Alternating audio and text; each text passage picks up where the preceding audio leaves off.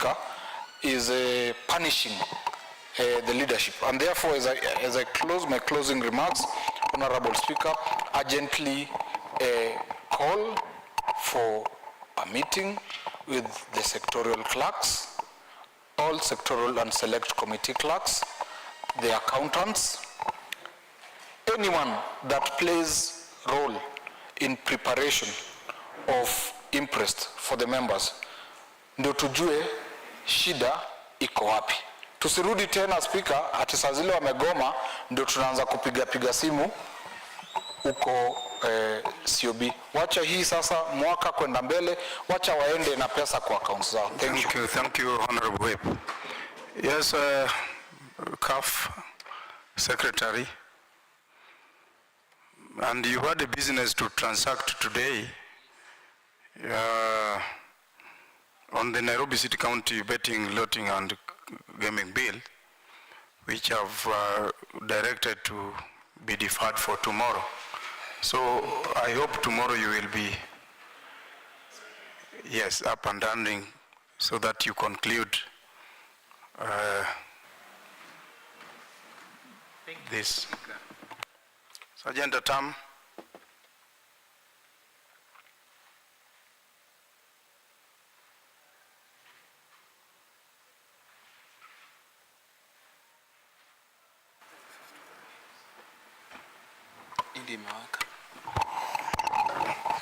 Speaker, thank you, Mr. Speaker, and I thank you for your wise decision to give me. I'd sent you a message informing you that I might be a bit late, and I thank you for your extension, and I'm hoping that tomorrow I'll be there to dispense off. But in the meantime, Speaker, that bill is very interesting, and the chair trade, the members of the trade committee have interacted with it.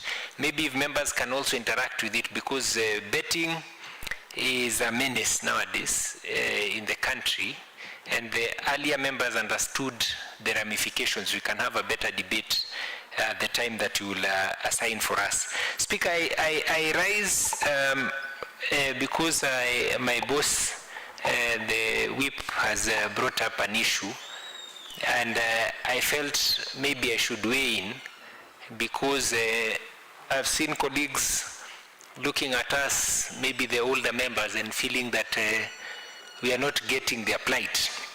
And I wish my boss, the whip, will allow me to disagree with him on a few elements without discarding me. But two things, Mr. Speaker, before I sit. Number one, Musumeno, as they say, cuts two ways. And as much as the whip has put a lot of scrutiny on ourselves and the office of the clerk and the assembly side, blame must also be apportioned to the executive side, Mr. Speaker. Mr. Speaker, and you have been there since the beginning, and you know very well that assembly dues are non-negotiable. Even in the days of Governor Kidero, issues assembly, issues our per diems, issues our, any amounts that are due to assembly are a no-go zone. You get the budget, you give them, because they are the first level of a team that can put the county to a standstill. But that is not what is happening now. Mr. Speaker, even in the Governor Sonko, and Governor Sonko was a populist, but still issues assemblies, monies dues to assembly were never put into this, the issues that we're having. But I also want to urge members on two issues. Number one, we are at halftime. When you are at halftime, and I mentioned it today, I was in the health committee, and when the chair health asked me to say a few things, I told them at halftime there is no mono, there is no senior, everyone knows how the game is going. I urge them to take the power that they have and do the necessary issues that are needed to be done to streamline this county. Mr. Speaker, if the problem is your office and is the clerk's office that have not done the documents in the right time, sawa. But the budget is two ways.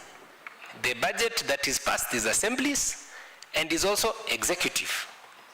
So if the assembly money is X for this month and you've not done paperwork correctly, then the day the paperwork is done correctly, why is that money not ring-fenced and you are given? Because maybe your paperwork was not correct on 1st. But when it's corrected on the 5th or the 10th, then the money should not have been spent to pay other people in the executive. It should be there waiting for the assembly to work on the paperwork, and they give it. So, my take, Mr. Speaker, even as I am not holding brief for your office or the office of the clerk or the committee clerks, we know we have a schedule. But this month, April is starting today. What is the value for the budget for the assembly? We are told is X amount. It's in that account. We are doing on source, we are doing shareable. So if our money is 50 or 100 million or whatever you've agreed, let it not be touched so that the clerks, when the Kados calls for the meeting of liaison, that money is, we can even take 3 committees or like for the next 2 committees, you know, the next a whole month's schedule, and they start paying as per that schedule. But that is not what happens. The games that are played around Form A and Form B, if the people of PAC, we called the Waziri, and you know what he said. If the money, for example, is 100 shillings in the account of CRF, Assembly is requesting 30 bob. The schedule for Assembly is 30 bob. The money that is taken, the request for schedule Form A, if the CEC Finance asks on their end 61 and Assembly is 30, how much is it? 101.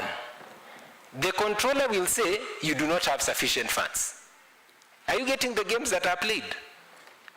Why don't you let the 30 go as 30? You get my point, Speaker? So that Assembly is crucified on their own mistakes.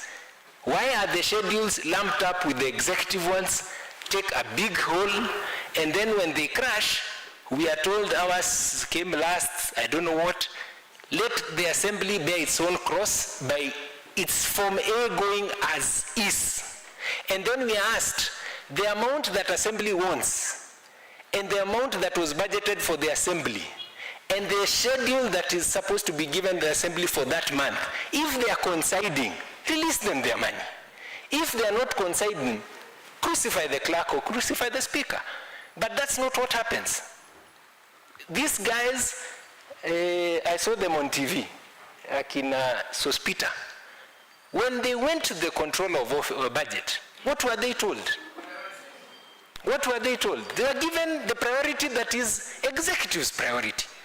Did you see an Assembly schedule in that schedule? No. And so, Assembly money, let it be Assembly money.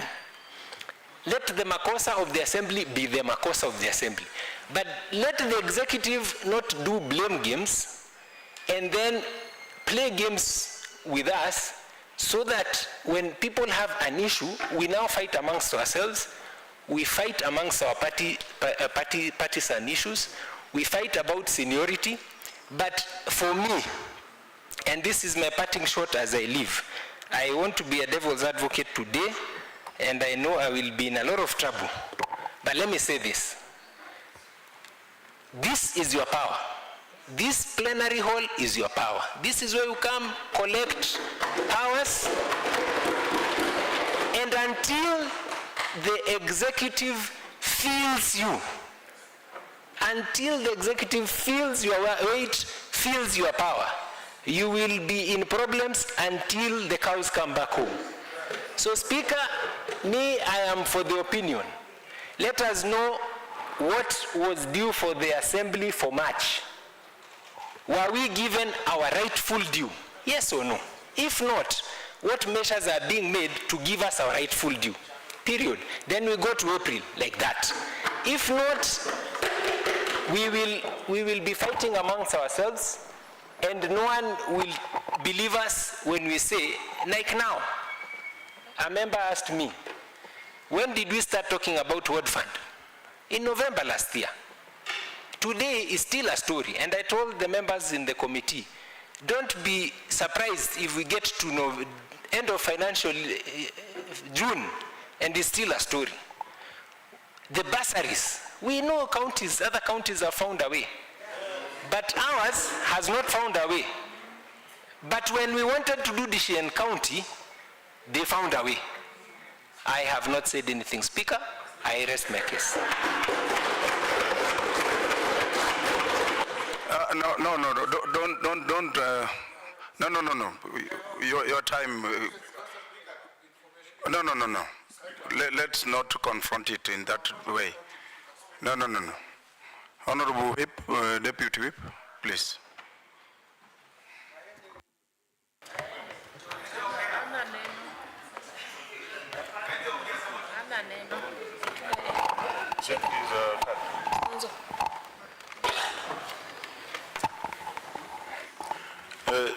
Thank you, Mr. Speaker, for catching my eye.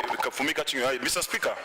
First of all, let me wish our Muslim brothers and sisters a happy Eid, and allow also me to correct them that or kuwakosoa that I tried calling like all of them. None of them was speaking, and I had a present for them, Mr. Speaker. So I called them, Mr. Speaker. Mr. Speaker, that being said, allow me to echo what the Minority Whip and my chair for PAC has said, Mr. Speaker. Mr. Speaker, up to today, in as much as we are saying that members were paid their dues, which is a good thing, but the root cause of what happened is not yet known, Mr. Speaker. And it is not a good thing when you're playing the political card to politicians, Mr. Speaker, because now, you know when our fellow members went to the COB, where the calls came from, you are called from all quarters, top leadership of this country, of what is happening in Nairobi County. That question is not yet answered. Answering that question doesn't mean that people after people are being paid their per diems, that is not an answer. The answer is, what was the root cause? What is the root cause? As we speak today in this plenary, you've had able Minority Whip saying, according to his analogy, the problem lies in this side. Then my PAC chair, according to his able analogy, says there's laxity in the executive. Mr. Speaker, that will be the game. Lack of goodwill, not laxity. Mr. Speaker, from what I heard, from my judgment, but I stand corrected, and I also sit in the PAC committee, laxity might be the word. So, Mr. Speaker, I think that being said, this assembly has the powers. We've never used our power. This is the only assembly that maybe I've served in two, so I cannot say the only. I was not in the first one, but I think Shege was in the first one. That we've not used our powers anywhere, Mr. Speaker. That is why it is. That is why it is very simple for you, Mr. Speaker. You know, I understand you. I've worked with you when as a speaker and when you're not a speaker. I've interacted with you. You are a man who would like always to cover up. But Mr. Speaker, as I've always told you, a proverb from the Kisa people of the Luya community, you know that proverb. Do you know it? Huh? That the child who is not embraced by the village will burn it down to feel its warmth. Mr. Speaker, let this assembly not ban the county government so that the assembly feels the warmth of this government. Yes.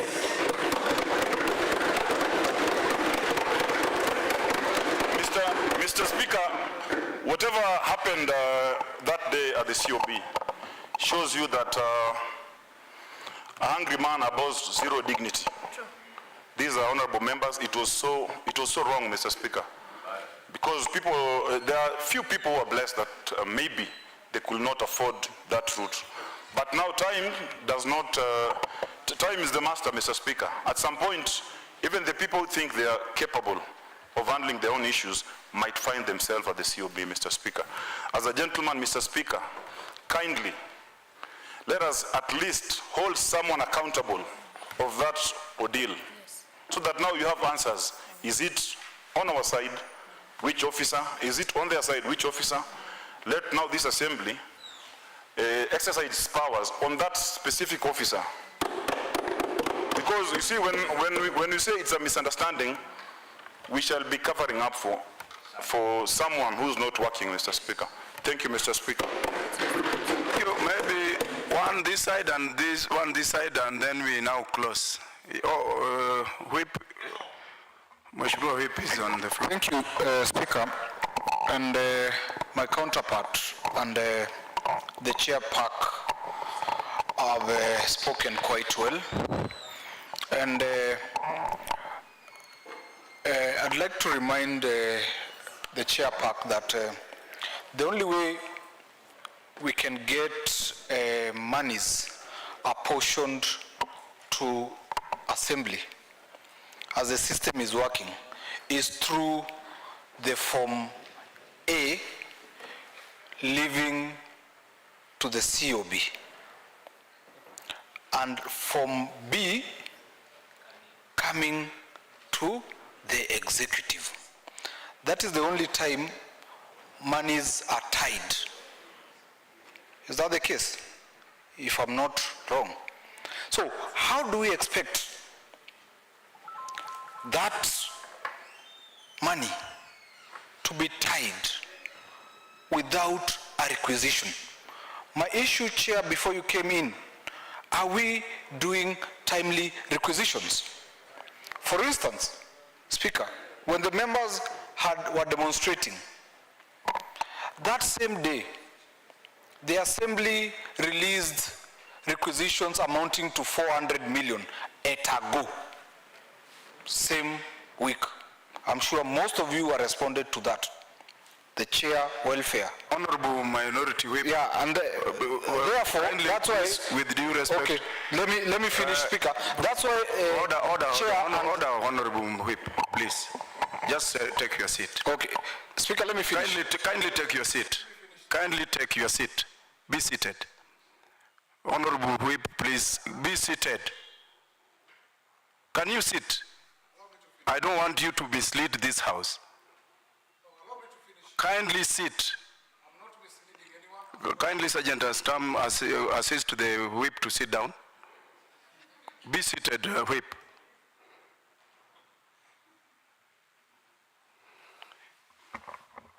Honorable members, we need to be very honest. I don't want a member to mislead this house. I've got the history of this house and every action of every member of this house. There are some of members who are here who wants to articulate issues just to be seen as speaking on behalf of the members. And the same members are the people who are giving me trouble when I call for a meeting. I don't expect a member to come here and mislead the assembly in the pretext that they are here to help. But at the same time, I can ask a simple question. Sometime last year when I called for a meeting between the executive and my office, there are members who deliberately came to my office to protect the executive. They came and sat throughout the meeting. Speaker, we know them. There are members here who are quoted as saying, we are for the executive. Traitors, we know them, Speaker. And at that point, I was trying to come to terms and understand why our requisitions. You don't just come here and say that requisitions of 400 million. We have pending requisitions which were signed by one Martha. If you go and ask the new person in the work plan, she will tell you how many work plans which were signed by Martha from the assembly.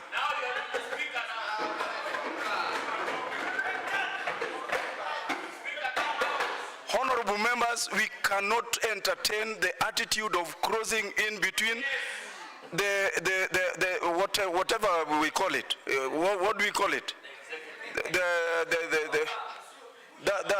That office at yes. We can't allow that to happen. Honorable members, as we have indicated, we had a meeting.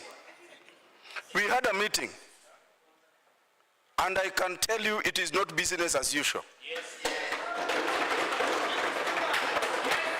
Out of our meeting, we are somewhere today.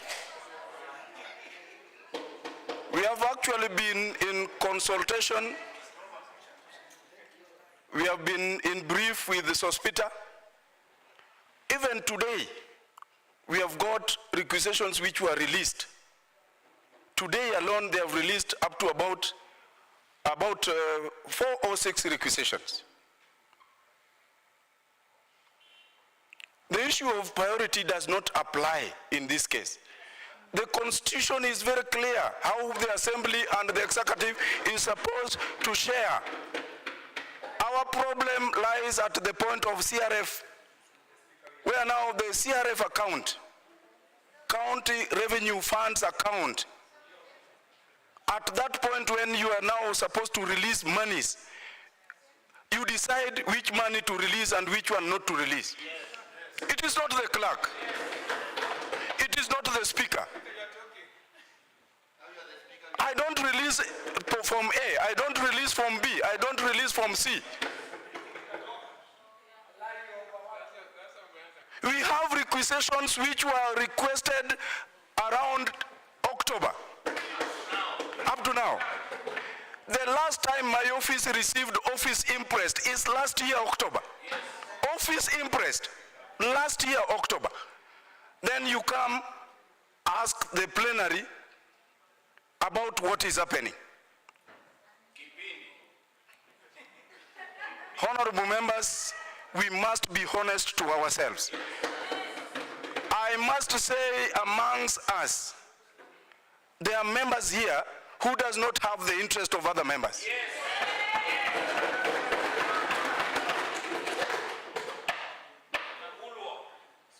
Yes.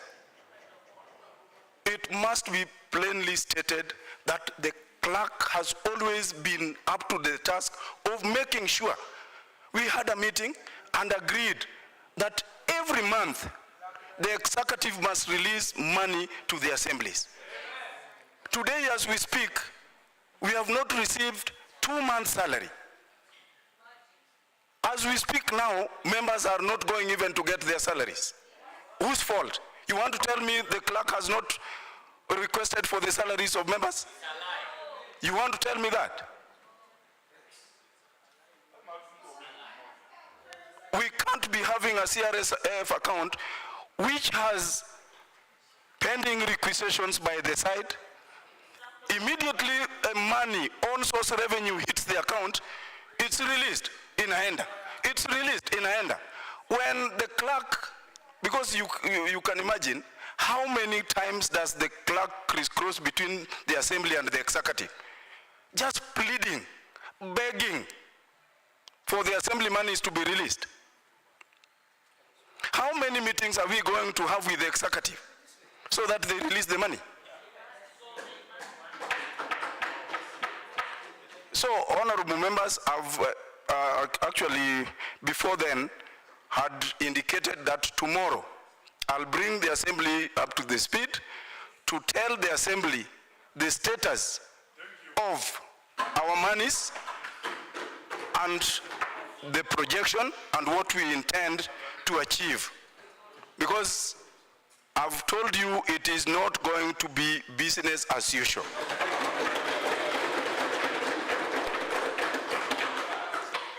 Each and every member here in this assembly, each and every member here in this assembly, if you have your own interest,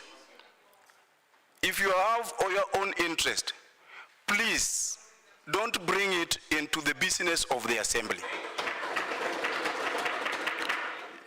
You are free to be a friend. You are free to request for help from the office of the governor. It's okay.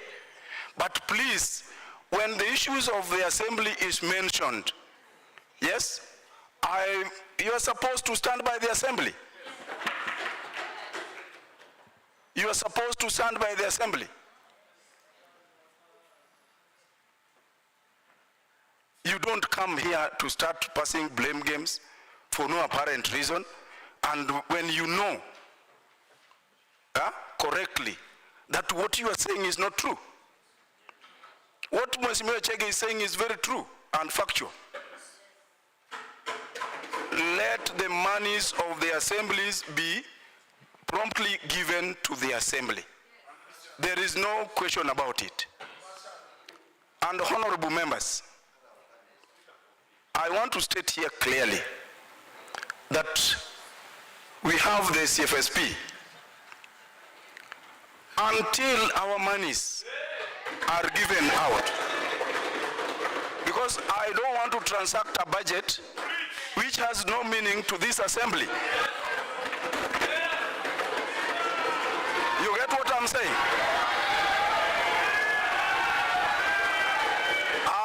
Yes. And that is the position. That is the position. I'm going to make an official communication to the executive that going forward, honorable members, we need the dignity we deserve. So I'm directing the House. Don't pour your hunger. We must manage this situation once and for all. We must bring the understanding. The people who are sitting in the offices, who are supposed to do what is required of them, must do it. They must do it. Munanipata members? It is good that we had actually postponed the CFSP. We gave them some extension, but in between, yes, there is a goodwill. They have released our monies, but you can imagine the office of the Deputy Speaker is closed. The office of Honorable Nixon Juma is to be auctioned.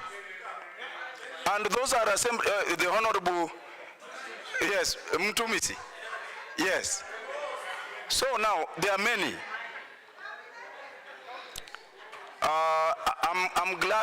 I'm glad to announce that we have complied. We have at least we received the money for LAP fund, the 28 million. So the contribution of members is up to date as we are here today.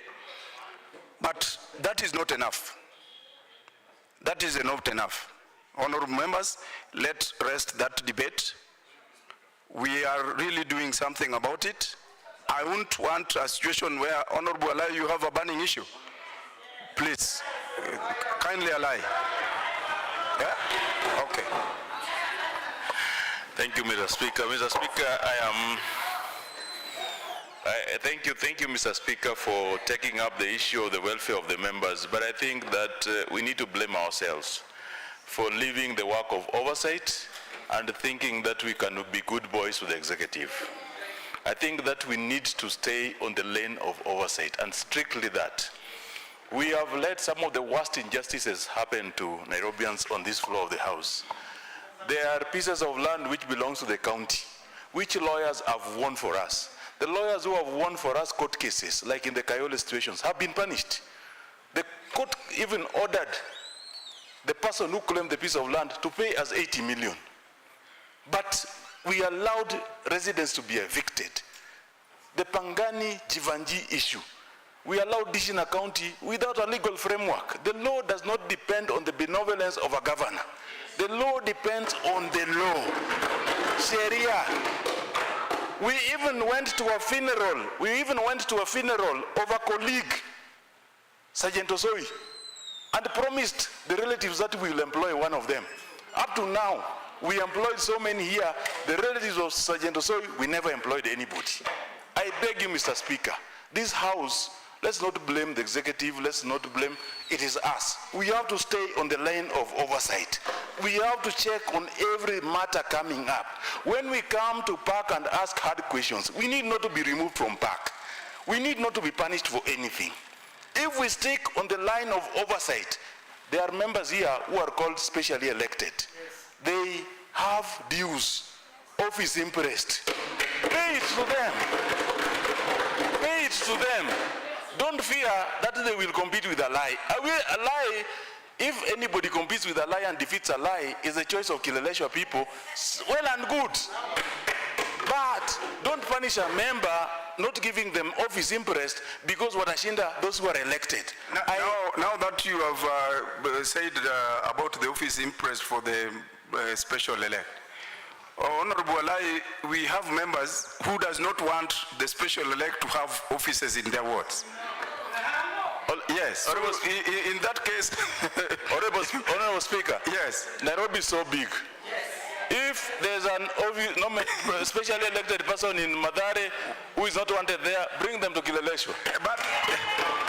But you see now, honorable members, the law only requires that the offices of the special elects be within the areas they were nominated from. But okay. I hope it's not a threat to anyone. Honorable Alai, proceed. It's not a threat to anybody. And again, Honorable Alai, I'm here to announce that up to last week, we have paid office interest for special elect about 22. So we are left with about 19. Thank you, Honorable Speaker. So, Honorable Speaker, I urge you, I beg you, that let's return this House to the work of oversight and making laws. How many bills are pending? Why do we have so many bills are pending? Why do we give priority? Why do you give priority to other things and not sponsoring the drafting of bills in this assembly, Honorable Speaker? Why don't we hire competent legal assistants to help us draft proper bills, or we contract? Honorable Speaker, I beg that we go back to the work of oversight. There is a senior member, I don't want to mention names because I don't want to bring, who told the governor, in the presence of a good number of us here, not to make payment for WDF because it's not a priority now. I can tell you, Honorable Speaker, it happens in the presence of the most senior members in this, and they all cheered. And they said that you need not to make, and from thence on, the governor has never seen the sense to sign any WDF payments. But Honorable Alai, you will be doing a lot of injustice to this assembly if such a member cannot be named. Honorable Speaker, I ask you, the whole leadership, to come here tomorrow so that it is not turned into a rumor, so that I mention them by name, because it's part of the leadership.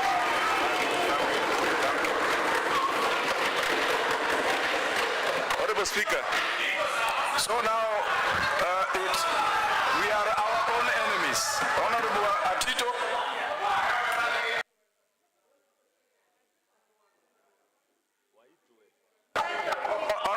Honorable members, after Atito, then Mofire, and then we conclude. Okay. Aye. Okay.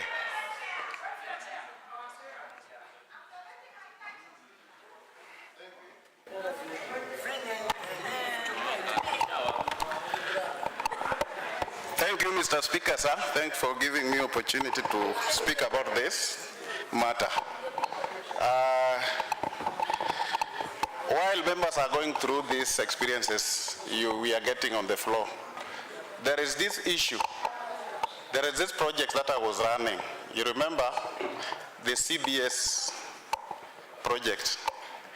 This thing, when it started, some of our members here thought it was just a kipindi. It was real, and it has been running for the last 2 years. When we started this thing, it came to others, you okayed. We went and briefed the governor, who also okayed. Then I was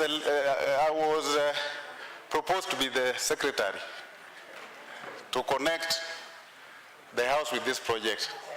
Now, Mr. Speaker, the reason why I've decided to come and share this issue with these members here is that this project, now the buses are ready.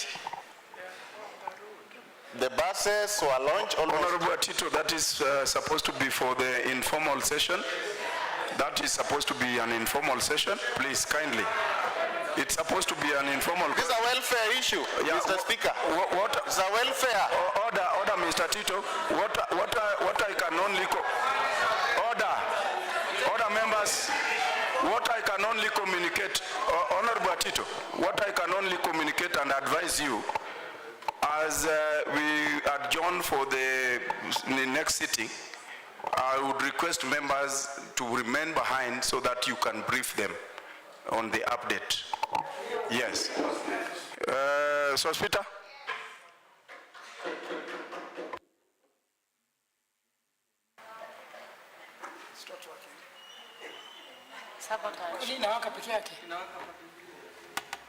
Try to light. Okay. Thank you, Honorable Speaker. I begin by appreciating your office for seeing it wise for us to have this discussion. Number two, allow me also to appreciate honorable members for coming out to reclaim your position and reclaim your right.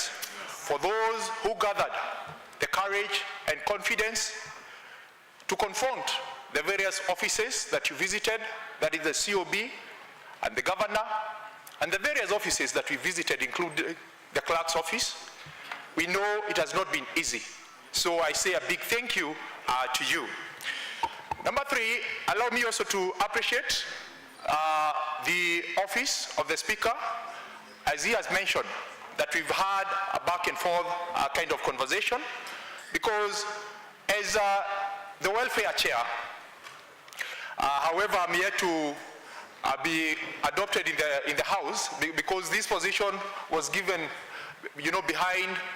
behind the doors of the Assembly. So I'm looking forward to when we will adopt and have a well-regularized, or rather a legit welfare office. So we are looking forward to that. Honorable Speaker, allow me, without recapitulating much of what has been said by my fellow colleagues, that when you see members coming together and deciding to take the bull by its horn, it's because, Honorable Speakers, we feel that our leaders, the people who are elected to serve us, to look into our welfare, to look into our interest, have failed us in a way. And that's why, Honorable Speaker, we had to come out of our comfort zone, because there has been this back and forth that the clerk, the executive, the COB, and we said, okay, well and good, why can't we visit these offices and get to know the reality of the matter? So, Honorable Speaker, number one, allow me to say this. There has been a disconnect between the leadership. The leadership has not been working as one. And this is expected, Honorable Speaker. Allow me to say this. It is expected in any other space, or like any other space, because people have different interests, and that is acceptable. But when we see it here as honorable members, Honorable Speaker, our interest is welfare, is what is duly ours as per the law. That's what we are concerned about as members. And Honorable Speaker, with your office, because I feel your office and the clerk's office are mandated by the law to look into the welfare of these honorable members. And Honorable Speaker, personally, and I believe, picking or rather looking at the spirit that is in this assembly, there's no doubt that we are ready to rally behind any leader who is there to support our welfare and to ensure that that which is solely ours is given back to us. So, Honorable Speaker, we are in a political field.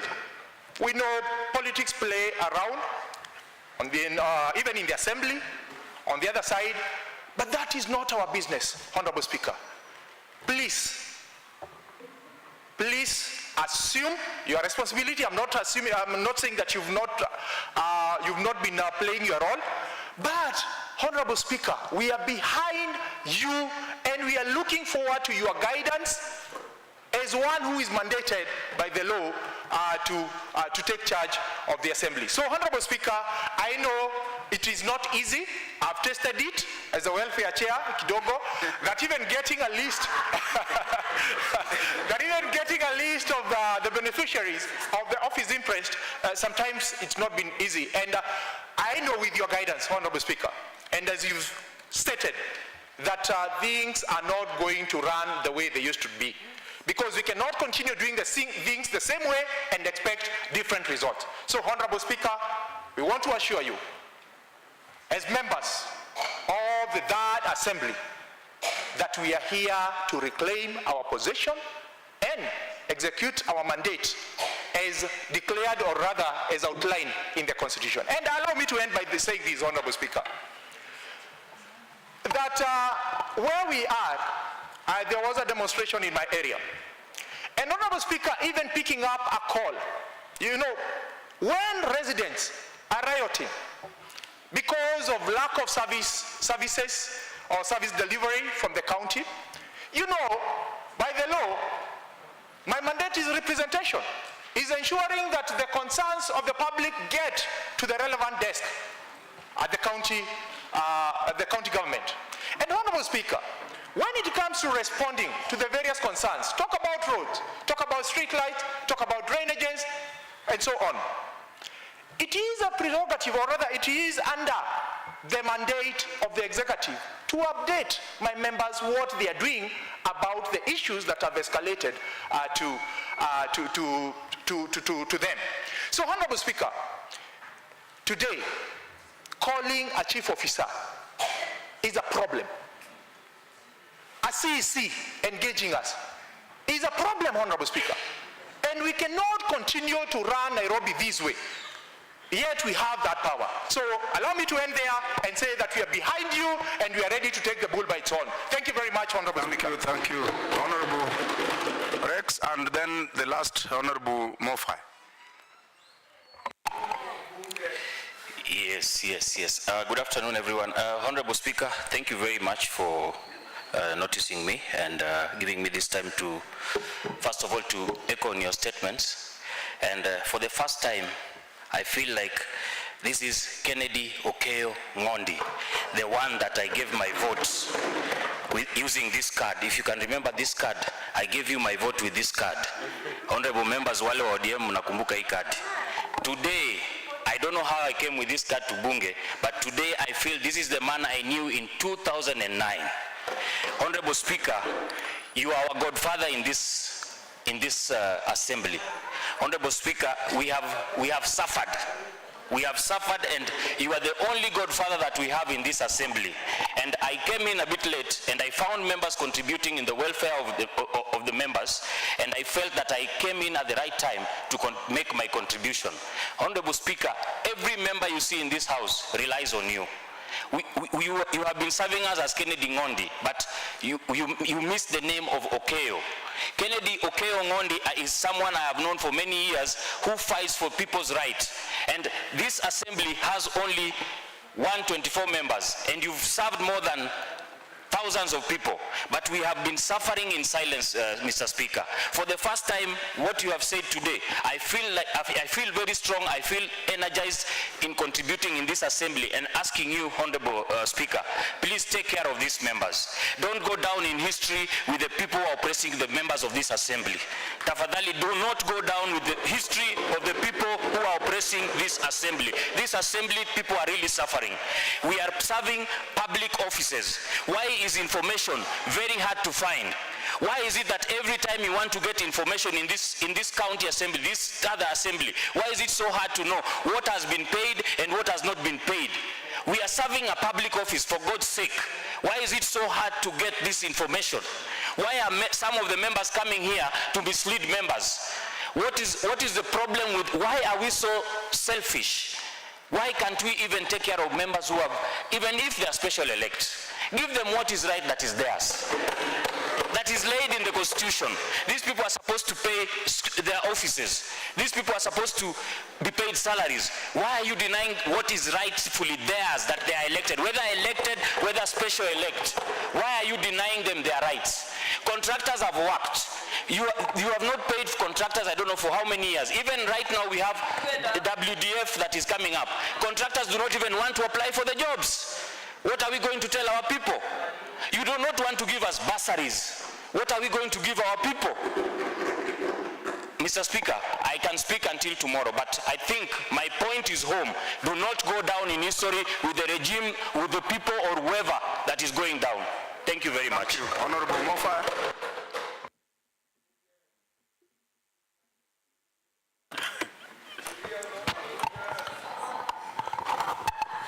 Okay, thank you, Honorable Speaker, for giving me this chance to say something concerning the agenda, today's agenda. What I was trying to say, Honorable Speaker, is that what is affecting this House, and it is very dangerous, it is fear. Fear. Somebody is fearing, and some honorable members also, they are pretenders.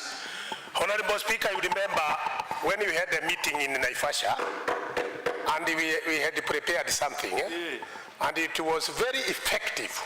If we can come here and have a special sitting here, a serious Kamukunji, we had to come out with the process that could not fail us as we see today. Also, Honorable Speaker, and it is, let me say that without fear of contradiction, is that this assembly and the entire county is captured by the unknown. It is captured. If you are not going to rescue this county, we are doing nothing. Because on the matter development, that come like World Development Fund, it is not paid. And the reason why it is not paid, they are paying something, let me say in legal and whatever, because I was reading some members at the COB. Honorable Speaker, I was reading them. Because before, in the second assembly, I also went to COB. It is some honorable members who are here. And when we went there, everything was opened. And I think even Mheshimiwa Deputy Speaker knew what we did at that time. Yes. So now I'm saying about world development. If world development is not going to be paid, Honorable Speaker, no development is going to happen in our wards. We are doing nothing. And with the 5 years to come, all of us, we shall be home. Honorable Member, just before you conclude, just for as a point of information, yes, Honorable. Today I was told by the COB they had released 284 million for the World Fund. And there is a requisition, three requisitions on the World Fund and development, which came back with comments. And they have worked on the comments. They were returned today to the COB. So 284 million has already been approved. It's in Form B. Now it needs to go to the central bank for payment. Okay, Honorable Speaker, thank you very much. Before I wind up, I said we have fear in this assembly. That fear is coming because we are not together, Honorable Speaker. And today I'm very happy, man, and I shall sit well today because you have come out and said you shall take the bull to his knee. And also, you have said you shall cut the bull because here, we not come here in this assembly and you are sworn in. Is it a point of order? Honorable Speaker. Do you want to be informed? No, I don't want the Honorable Speaker because what I am saying. Okay, proceed. What I am saying. No, let me finish first, then you shall be given your time. What I am trying to say here before I forgot. Honorable Speaker, here we don't want to be liked or to be friends. We want to do our part of doing our oversight to the people because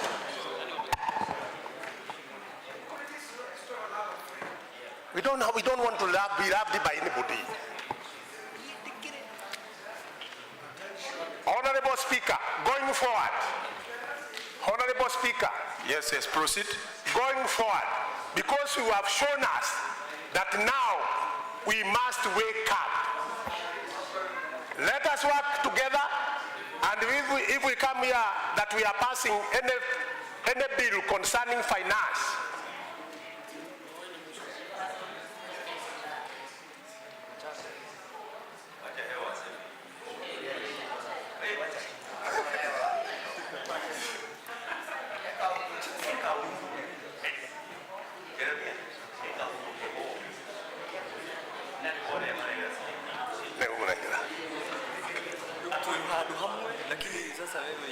let me try, let me finish. Then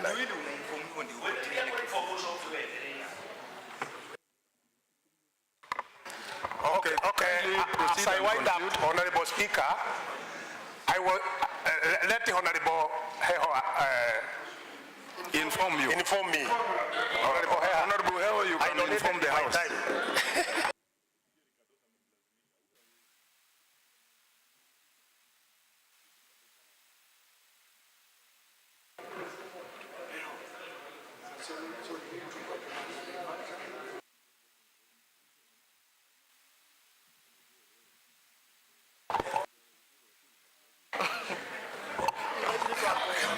Come here. Thank you, Mr. Speaker, and equally thank you, Senior Member Mheshimiwa Jeremiah. The point of information, Mr. Speaker, that I was to relate to your table and to the table of Mheshimiwa Mofaya is what I think you have been briefed by Mheshimiwa Akama. So I can donate my 2 minutes to Mheshimiwa Akama, kindly. Mheshimiwa Akama, do you have information different from what I've communicated?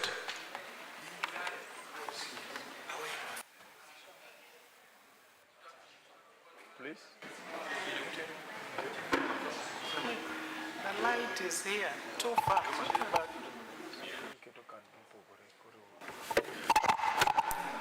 Thank you very much, Honorable Speaker. And I must say that, Honorable Speaker, today you made me very proud. And I must say that I feel very happy that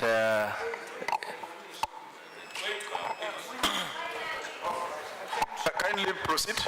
I was just saying, I wish Honorable Rex can give me the opportunity to really congratulate you. Today you made me proud, Honorable Speaker. Honorable Speaker, the information I have, and I wish the Vice Chair for WDF was here, because last Friday we made it a task on behalf of the members here to really do a serious follow-up of the WDF. Honorable Speaker, we went up to the COB, the one station here at the City Hall. What is today? No, on Friday. Oh, Friday. So what we found was that already there is around 10 companies which were already submitted at the COB. And I want to indicate that that's the 200 and something you're talking about. 284 million. 284 million. But Honorable Speaker, equally, the one with the interest of the members is in that 300 and something. 380 something million, which is still lying at the COB here. Honorable Speaker, because we realized that the CEO for WDF had made a mistake, that they had not indicated the retaining amounts. You know, there is the retentions. So they were missing, and the COB at the City Hall directed that they rectify that mistake. Honorable Speaker, that is to say... That is now the comment. It was returned back with a comment. With a comment. That's to say... the monies for retention were never captured. So that has been rectified, Honorable Speaker. The comment has been rectified, and as we speak, the work plan is still lying at the COB. So the favor we are asking, Honorable Speaker, just as the Honorable Member said, the contractors are not taking up new projects. Why? Because of non-payment. So our humble request, Honorable Speaker, is that today you help us ensure that that work plan lying there goes back to the COB, because there is a communication coming. Honorable members, there is a communication coming. Because let me just finish, Honorable Speaker. There's a communication coming.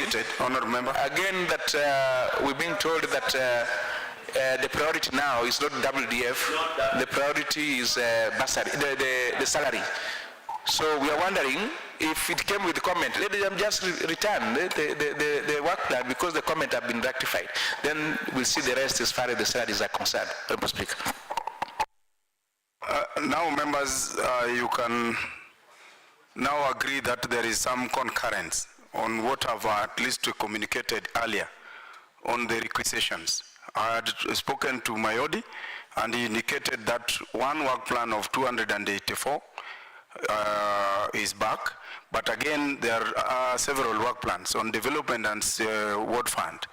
But what we agreed with Mayodi is now, after addressing the issues to do with the comments, I actually had to release back the same to the COB for processing.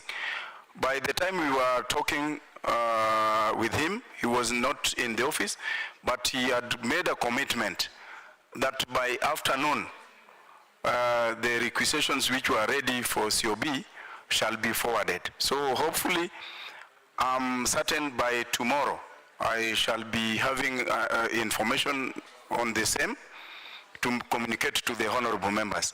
I'm passionately following this with a lot of concern. So I'll have to give an update on the status of the ward fund tomorrow. Yes. Yes, Honorable Petit. Lunchtime hours, and the control of budget here at City Hall told us the priority as per now is salary, Mr. Speaker.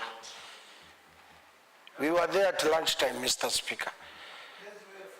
Thank you, Honorable Member, for that information. Honorable Members, you know we normally have a CRF account, which we don't control.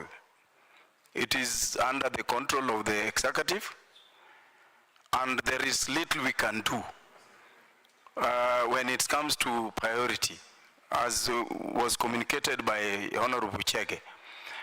The salary aspect of it covers the entire county government of Nairobi. So when they talk of salary as a priority, then now our hands are tied, because it serves both sides. But now, by tomorrow, I'm very sure I'll have a substantive communication and way forward. What is to be communicated to the members in regard to the ward fund? At what point the ward fund is going to be paid? It is very important. As much as the salaries is important to the members, as well as the ward fund is also important. But I'm certain tomorrow we shall be having a proper position over the same. So let's leave it at that. But I've given a commitment, honorable members, that what has happened before, me as the speaker, I'm not ready to go that route again. Personally, I thought I'm dealing with honest people, but it came out that is not the case. It came out that is not the case. So I have all the reason to put my feet down and to make sure, as the CEO of the Assembly, that which belongs to the Assembly is promptly and timely released and forwarded to the Assembly. I promise that we will not be in this situation again. Thank you, honorable members. Clerk, let's proceed.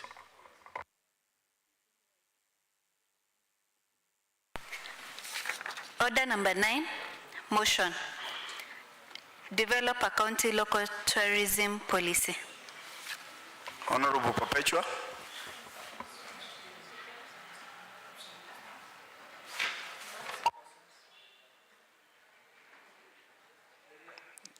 Okay, the honorable member is not in the house.